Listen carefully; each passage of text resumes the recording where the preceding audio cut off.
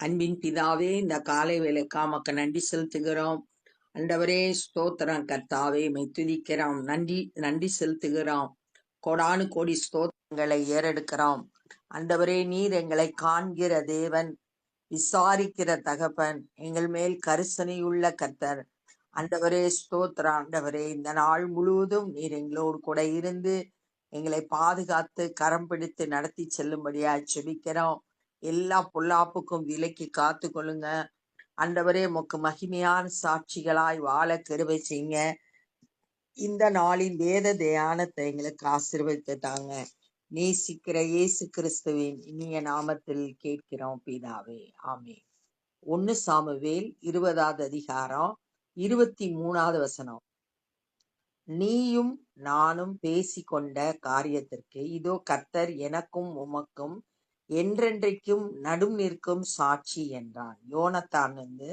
யோனத்தானும் தாவீதும் இங்க பேசுறத நம்ம பாக்குறோம்.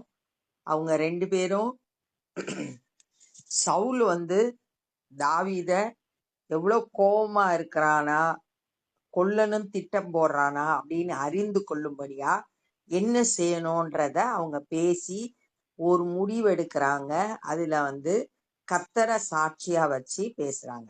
அப்படியே தாவீது வெளியிலே ஒளித்து கொண்டிருந்தான். அமாவாசை ஆன போது ராஜா போஜன பண்ண உட்கார்ந்தார். அமாவாசைன்றது மாதத்தின் முதல் நாள். அந்த நாள்ல அவங்க சர்வாங்க தகன பலி செலுத்துற நாள். என்னாகமம் 10:10, 1 நாளாகமம் 23:31 ஆகிய வசனங்கள்ல நம்ம பாக்குறோம். அந்த விசேஷித்த நாள்ல ராஜா போஜனம் பண்ண உட்கார்ந்தார். ராஜா சுவர் அண்டையில் இருக்கிற தன் இடத்தில் எப்போது போல உட்கார்ந்த போது யோனத்தான் எழுந்திருந்தான்.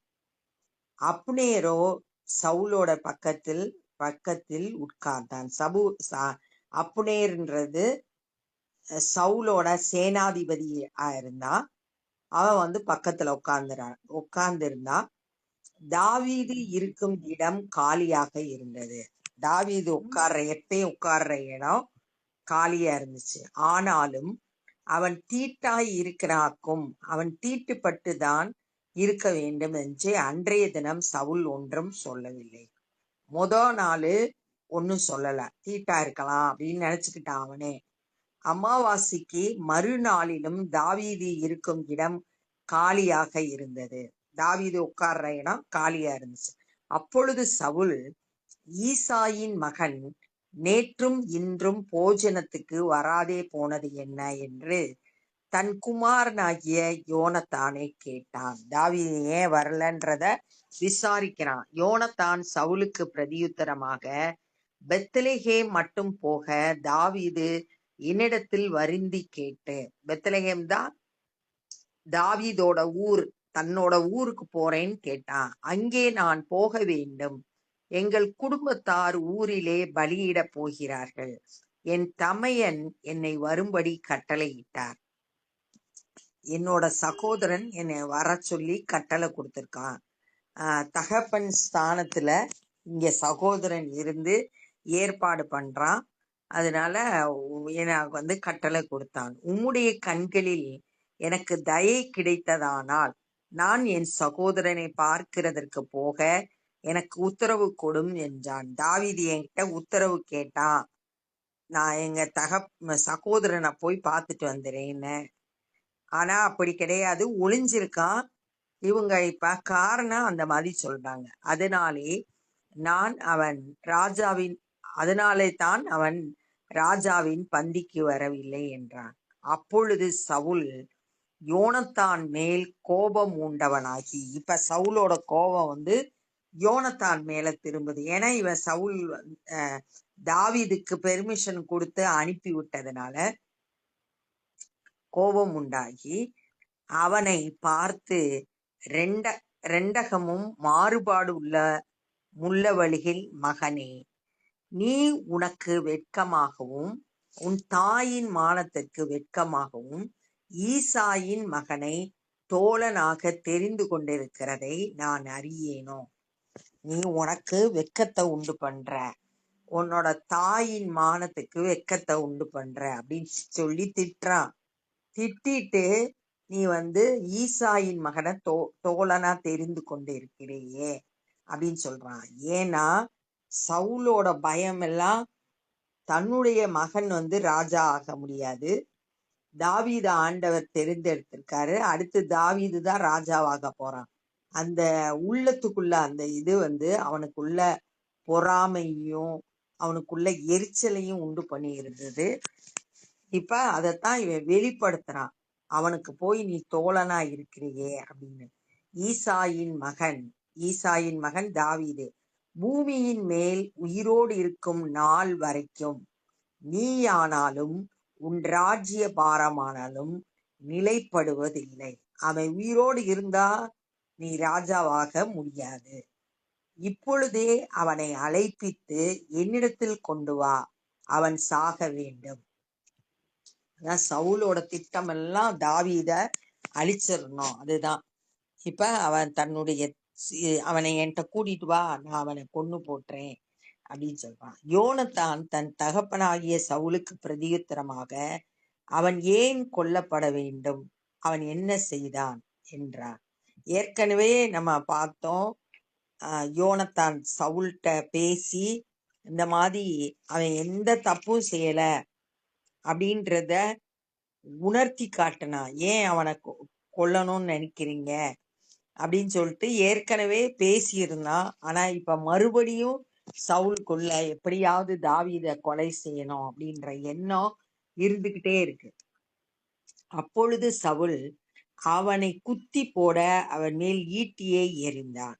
ஆகையால் தாவீதை கொன்று போட தன் தகப்பன் தீர்மானித்திருக்கிறான் என்று யோனத்தான் அறிந்து கொண்டு, இப்ப தகப்பனுடைய திட்டத்தை யோனத்தான் அறிந்து கொண்டான். கோபதாபமாய் பந்தியை விட்டு எழுந்திருந்து போய் அமாவாசையின் மறுநாளாகிய அன்றைய தினம் போஜனம் பண்ணாதிருந்தான்.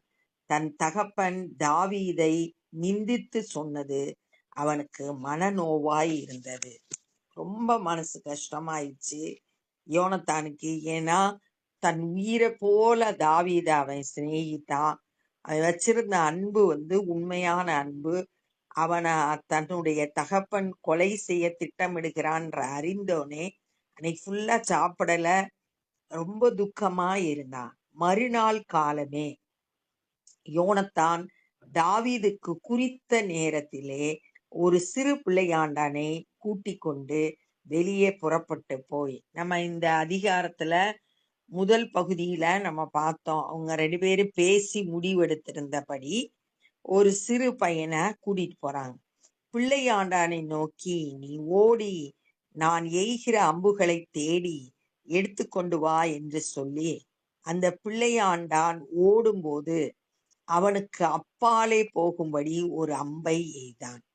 ஒரு அம்பை தூரத்துல எய்து, யோனத்தான் எய்த அம்புக்கும் இடம் மட்டும் பிள்ளையாண்டான் போன போது, அந்த அம்பு இருக்கிற இடத்துக்கு போன போது, அம்பு உனக்கு இன்னும் அப்பால் இருக்கிறது அல்லவா என்று யோனத்தான் தான் பிள்ளையாண்டனுக்கு பிறகே இருந்து கூப்பிட்டான். அம்பு அப்பாலே இருக்குன்னு சொல்றான். பக்கத்துல இருக்குன்னு சொன்னா ஆபத்து இல்லைன்னு அர்த்தம். தாவீது தேசத்துக்குள்ள வந்துடலாம். ஆனா அப்பால இருக்கு அப்படின்னு சொன்னா சவுல் கொல்ல போறான், நீ தப்பிச்சு ஓடிருன்னு அர்த்தம்.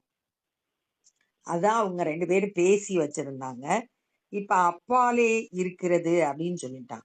நீ தரித்து நில்லாமல் தீவிரித்து பொட்டன போ என்று யோனத்தான் பிள்ளையாண்டானுக்கு பிறகே இருந்து கூப்பிட்டான்.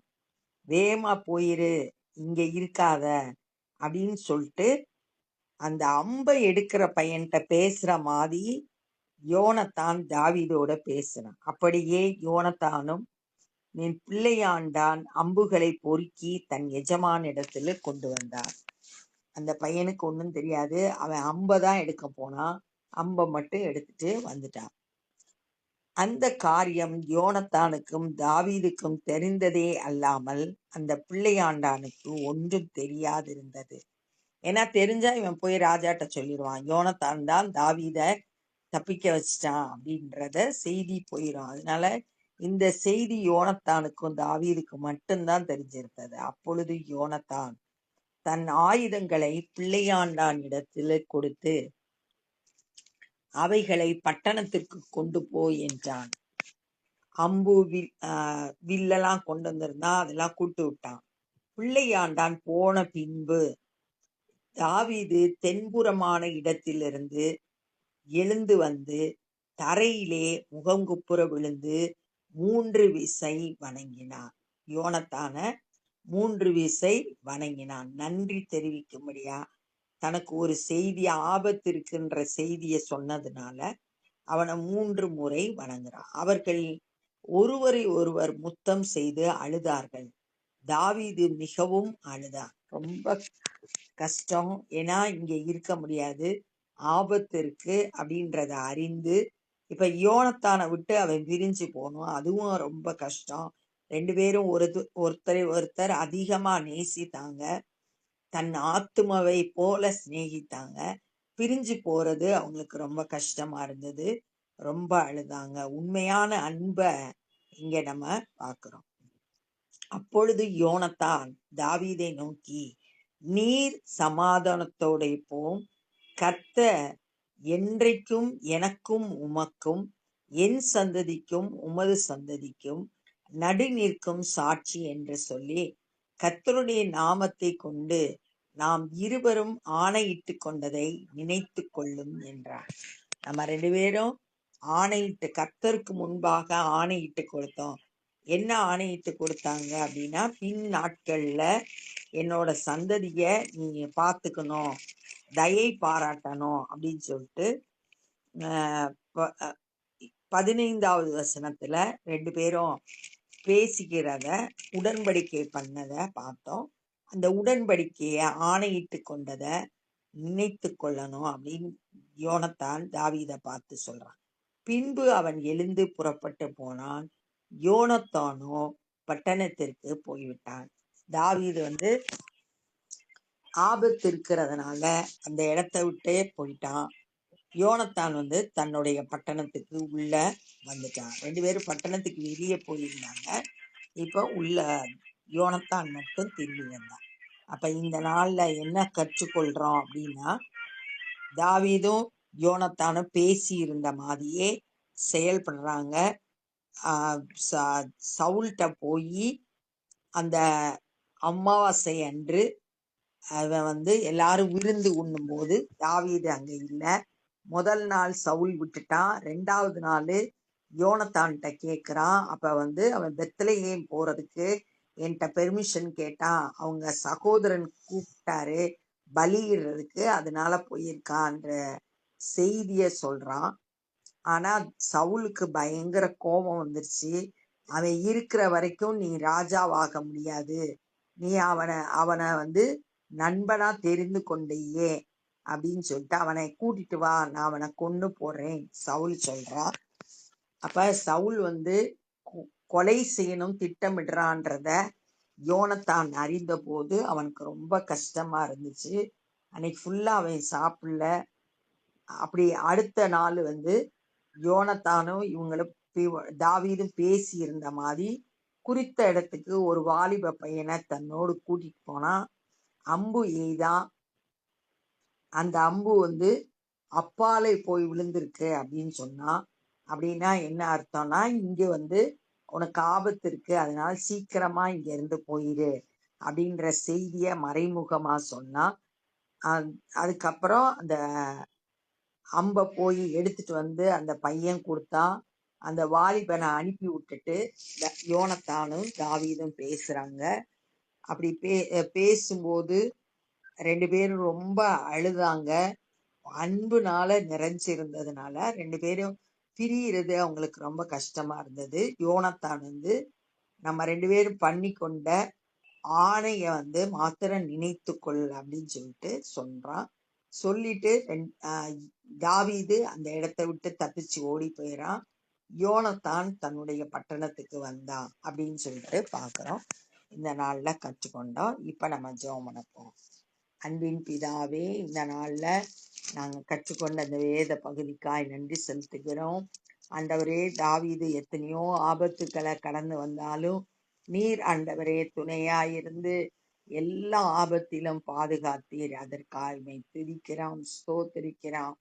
ஆண்டவரே, உம்முடைய கூடார மறைவில் வைத்து ஒளித்து வைத்து பாதுகாக்கிற தேவன் நாங்க வாசிக்கிறோம் வேதத்துல. அதே மாதிரி எங்களையும் கூட உங்களுடைய செட்டையின் நிழல்ல மறைத்து பாதுகாத்து கொள்ளுங்க. சத்துரு கொண்டு வருகிற எல்லா போராட்டங்கள் பிரச்சனைகள் எல்லாவற்றிலும் நாங்க ஜெயம் எடுத்து உமக்கு சாட்சியாய் வாழ எங்களுக்கு ஒத்தாசை பண்ணுங்க. தாவீதும் யோனத்தானும் உண்மையாய் சிநேகித்ததை நாங்க வேதத்துல வாசித்தோம். அது போல நாங்க உண்மையா மற்றவர்களிடத்துல அன்பு கூற ஆண்டவரே, வேதத்துல சொன்ன மாதிரி அன்புக்கு பொறாமை இல்லை என்று சொன்ன மாதிரி நாங்களும் ஆண்டவரே மற்றவங்க மேல பொறாமப்படாம அவங்க உயர்வை பார்த்து ஆண்டவரே மகிழத்தக்கதான நல்ல இருதயத்தை எங்களுக்கு தாங்க. இந்த நாள்ல சுவிசேஷ பணி செய்கிற ஒவ்வொருவரையும் உங்களுடைய கரத்தில் எடுத்து பயன்படுத்துங்க. அநேகர் சத்தியத்தை அறிந்து ரட்சிக்கப்படட்டும். நாங்களும் உடைய பணியை செய்ய எங்களுக்கு கிருபை தாரும். நேசிக்கிற இயேசு கிறிஸ்துவின் இனிய நாமத்தில் கேட்கிறோம் பிதாவே, ஆமே. என் ஆத்துமாவே கர்த்தரை ஸ்தோத்திரி, என் முழு உள்ளமே பரிசுத்த நாமத்தை ஸ்தோத்திரி. என் ஆத்துமாவே கர்த்தரை ஸ்தோத்திரி, கர்த்தர் செய்த சகல உபகாரங்களை மறவாதே. ஆமே. God bless you.